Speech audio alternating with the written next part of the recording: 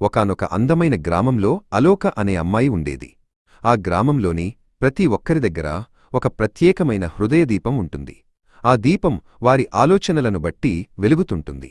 కాని అలోక దీపం ఎప్పుడూ మసకగా తక్కువ వెలుగుతో ఉండేది. తన దీపం ఎందుకు వెలగడం లేదో అర్థం కాక ఆమె ఎప్పుడూ బాధపడేది. అలోక తన స్నేహితుడైన తేజస్ని చూసింది. తేజస్ దీపం సూర్యుడిలా వెలిగిపోతోంది. నా దగ్గర మంచి బట్టలు లేవు, నా చదువు సరిగ్గా రాదు, నేను అందంగా లేను అని అలోక తనలో తాను అనుకుంటూ ఆత్మన్యూనతకు గురయ్యేది. ఆమె ఇలా ఆలోచించిన ప్రతిసారీ ఆమె దీపంలోని వెలుగు ఇంకా తగ్గిపోయేది. ఒకరోజు అలోక గ్రామ పొలిమేరల్లో ఉన్న ఒక వృద్ధుడిని కలిసింది. ఆయన పేరు బోధి. బోధి దగ్గర ఉన్న దీపం శాంతియుతంగా స్వచ్ఛంగా వెలుగుతోంది. అలోక ఆయన దగ్గరకు వెళ్ళి, తాతా, నా దీపం ఎందుకు ఇంత చీకటిగా ఉంది? నేను ఏం చేసినా ఇది వెలగడం లేదు అని అడిగింది. బోధి అలోక దీపాన్ని పరీక్షించి ఇలా అన్నాడు, అమ్మా, నీ దీపం గాజుమీద నల్లని మసి పేరుకుపోయింది. ఈ మసి మరేదో కాదు, నీలోని అసంతృప్తి మరియు ప్రతికూల ఆలోచనలే. నువ్వు ఇతరులతో నిన్ను పోల్చుకున్న ప్రతిసారీ ఈ మసి మరింత దట్టంగా మారుతుంది. దీన్ని వదిలించుకోవడం ఎలా అని అలోక ఆతృతగా అడిగింది.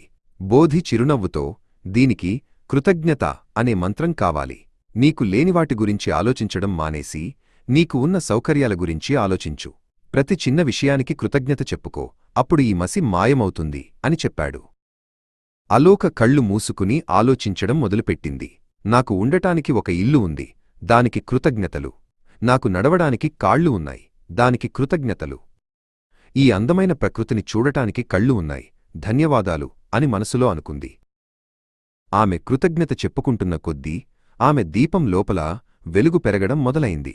ఆ వెలుగుకు గాజుమీద ఉన్న నల్లని మసి కరిగిపోయింది.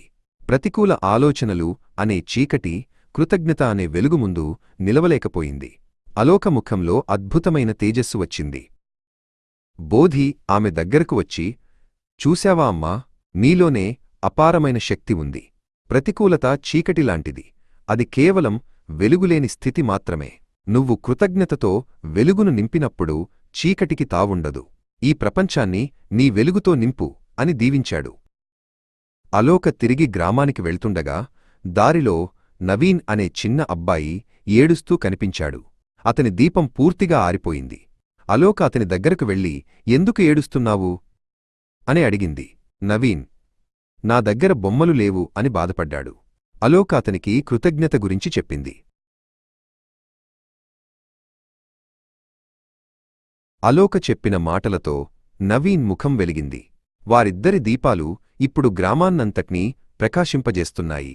అలోకకు అర్థమైంది, మనకున్న సౌకర్యాలను అభినందిస్తూ సానుకూల దృక్పథంతో ఉంటే జీవితం వెలుగుమయమవుతుందని. కృతజ్ఞతయే అసలైన శక్తి.